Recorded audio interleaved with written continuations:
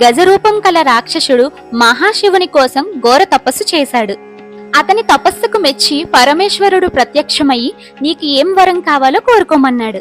అప్పుడు ఆ రాక్షసుడు, స్వామి, నీవు ఎల్లప్పుడూ నా ఉదరంలోనే నివసించాలి అని కోరాడు. శివుడు అతని కోరికను మన్నించి లింగరూపం ధరించి గజాసురుడి కడుపులో కొలువయ్యాడు. పార్వతీదేవికి ఈ విషయం తెలిసి చాలా బాధపడి మహావిష్ణువు దగ్గరికి వెళ్ళింది. ఓ దేవదేవ, ఇంతకు ముందు కూడా మీరే నా భర్తని భస్మాసురుడి దగ్గర నుంచి కాపాడారు. ఇప్పుడు కూడా మీరే ఏదో ఒక ఉపాయం ఆలోచించి నా భర్తని తీసుకురమ్మని ప్రాధేయపడింది. బ్రహ్మాది దేవతలను వివిధ వాయిద్యకారులుగా మార్చి గజాసురుని పురానికి వెళ్లారు. అక్కడ విష్ణుమూర్తి సన్నాయి వాయిస్తూ గంగిరెద్దును ఆడించాడు. అది చూసి తన్మయుడైన గజాసురుడు మీకేం కావాలో కోరుకోండి అన్నాడు. ఈ గంగిరెద్దు మహోన్నతమైన నందీశ్వరుడు తన శివుణ్ణి వెతుక్కుంటూ వచ్చింది. కాబట్టి నీ దగ్గర ఉన్న శివుణ్ణి ఇచ్చేయ్ అని అడిగాడు.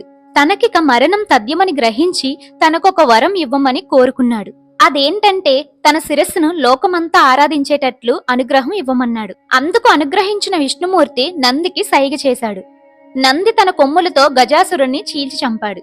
బయటికి వచ్చిన శివుడు శ్రీహరిని స్తుతించాడు. అప్పుడు విష్ణుమూర్తి ఇలా అపాత్రదానం చెయ్యకూడదు, దుష్టులకి ఇలాంటి వరాలిస్తే పాముకు పాలు పోసి పెంచినట్టుంటుంది అని చెప్పాడు.